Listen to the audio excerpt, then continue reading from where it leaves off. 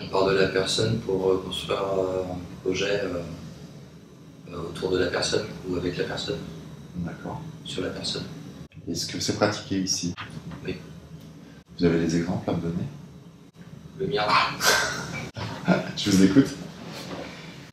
Comme je suis une personne TSA et qu'il y a un public TSA, en fait, on construit un accompagnement avec mon expérience personnelle et de ce que je vis au quotidien et autour de moi. Et j'informe de ce que je sais et j'essaie de transmettre le mieux possible pour qu'ils puissent se réadapter à ce que j'en propose, ce que je propose aux professionnels sur les résidents. D'accord. Vous pouvez me définir ce que c'est le TSA? Le trouble de spectre autistique. D'accord. Et quel type d'intervention vous faites? C'est surtout type, par exemple, voilà, une salle, j'ai des professionnels en face de moi et puis on parle de différentes thématiques. On peut faire un accompagnement, par exemple, ce matin on a testé, ils m'ont fait faire un travail sur table, comme ils font faire aux résidents. Et je leur explique en fait ce qui est accessible à un résident ou pas, et comment ce serait mieux de présenter telle autre manière, voilà, pour que ça puisse fonctionner, pour qu'il y ait un intérêt. D'accord. Vous utilisez votre savoir expérientiel en fait. Voilà. D'accord. Expérientiel. Ouais, c'est un beau mot. Hein. Oui, non, mais bien. Ça veut dire ce que ça veut dire, je pense. Et qu'est-ce que ça vous apporte? Moi, ça me permet de sortir de mon isolement, parce que je vis de façon très isolée, donc j'ai une espèce de vie sociale par le travail. Et puis je me rends compte aussi en expliquant et par les questionnements des gens de ce qui me différencie des autres gens, puisque je ne suis pas censé me rendre compte tout seul. Donc voilà, je vois bien avec des différences. Autant c'est difficile de comprendre les gens qui ne sont pas comme moi, apparemment c'est aussi difficile pour eux de comprendre les gens comme moi. Donc ça fait un pont, un lien. D'accord. Et c'est important de créer des ponts et des liens? Pour pas qu'on reste dans l'isolement, oui. Et pour nous inclure dans nos sociétés, oui. C'est important. Et moi je trouve que c'est ça qui est vraiment important aussi pour nous qui dirigeons des établissements, c'est à la fois d'être conscient que les personnes concernées par un type de fonctionnement différent ou un handicap peuvent nous apporter, tout en prenant bien conscience de leurs limites et de l'effort qu'ils font pour pouvoir intervenir. Ça demande une adaptation de part et d'autre. Ça demande l'adaptation que lui fait et l'adaptation que nous on fait. On adapte la lumière, on adapte le temps, on adapte l'organisation. Mais ça produit tellement de choses que ça en vaut vraiment le coup. Qu'est-ce que ça a pu produire déjà? Enfin, sur 2 ans là. Ouais. Alors sur 2 ans, en fait, il y a 2 niveaux. Il y a un niveau où lui, il apporte vraiment des éléments techniques sur les stratégies éducatives.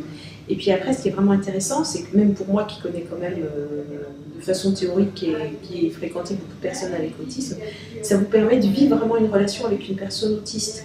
Et donc d'être en expérience directe. C'est-à-dire quand il est avec les équipes, comme il est lui-même autiste, elle s'adapte à son rythme, elle pense adapter l'environnement. Donc c'est vraiment 2 niveaux. Et par exemple, il me disait, là je discutais avec lui, je lui disais, parce qu'il me dit, je ne reconnais pas les gens. Moi, il a beau me voir plusieurs fois, il peut passer à côté de moi, il ne me reconnaît pas. Alors je lui dis, comment tu me reconnais? En fait, il me dit, toi, c'est une forme, et pour moi, je sais pas, ça renvoie à la douceur. Donc quand je te vois arriver, maintenant je te connais. Toi, je te connais, c'est la douceur, je sais. Mais il m'a dit, tu étais allongée, là j'étais assise sur un fauteuil de repos, il m'a dit, quand je suis rentrée dans la pièce, je ne t'ai pas reconnue parce que c'était dans un autre contexte. Donc on imagine quand même l'effort que ça peut être d'aller dans des environnements où vous ne savez jamais qui est-ce que vous allez voir, que vous ne connaissez pas les personnes. Et pour les professionnels, ça renverse complètement nos schémas habituels d'apprentissage. C'est se mettre en relation avec quelqu'un, participer à une cause commune qui est l'accompagnement de personnes, et en même temps vivre l'expérience relationnelle directe avec une personne autiste qui vous dit, et c'est très poignant quand il le dit, combien c'est difficile pour lui de vivre certaines choses, d'accepter la lumière, d'accepter des gens qu'il ne connaît pas à côté de lui, le fait que des fois on a 5 ou 10 minutes de retard, il peut faire un trouble du comportement, etc. Donc c'est à double niveau, c'est un apport à double niveau. En fait, pour moi, ce qui est intéressant, c'est justement que de donner la possibilité à des professionnels qui ont l'habitude de se référer à un savoir de livre ou d'études ou des parcours comme ça, de pouvoir vivre de l'intérieur, enfin un petit peu plus de l'intérieur, ce qui se passe avec leurs résidents, leurs patients, pouvoir avoir une forme d'empathie vis-à-vis de nous en fait.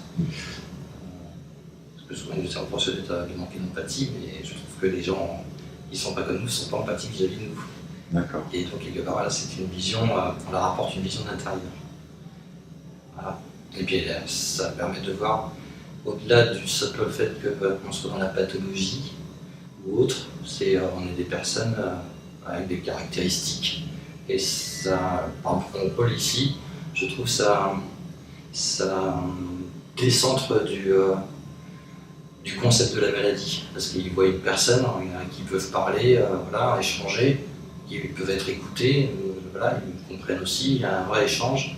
Donc ça permet d'oublier en fait le côté pathologique, le côté voilà, moi je suis professionnel, toi tu es patient, et il y a un échange, et donc ils peuvent mieux échanger, je pense, à mon avis. Ensuite avec les résidents, au-delà du concept de déficience, de maladie et autres. Donc ça demande un effort psychique, un gros effort. C'est pas un effort psychique, c'est en tout cas dans le cas de l'autisme, comme c'est un problème d'hypersensorialité, si on peut appeler ça comme ça, tout est on va dire, plus ou moins agressif et décuplé. Donc pour pouvoir parler et échanger, il faut que j'inhibe, et j'ai du mal à inhiber, c'est pas possible. Il faut que je me concentre énormément pour pouvoir avoir un échange avec une personne et ne pas être envahi par la lumière, les bruits, les gens qui parlent. Et c'est très fatigant, c'est un effort. C'est comme un effort physique, c'est comme un marathon. Donc ça demande du repos après. C'est pas psychique, c'est vraiment très, très dans le fonctionnel, quoi, dans le sensoriel.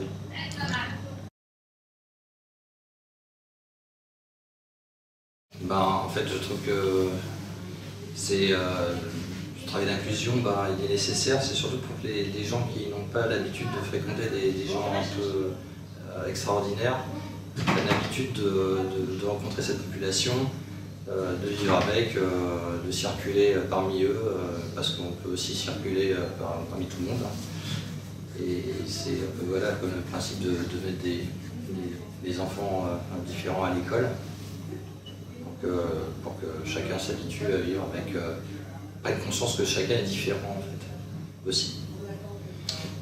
Et même ça peut peut-être apporter aux gens dans cette société la possibilité de se vivre différent mieux. Parce que tout le monde se vit un peu différent à un moment ou à un autre de sa vie.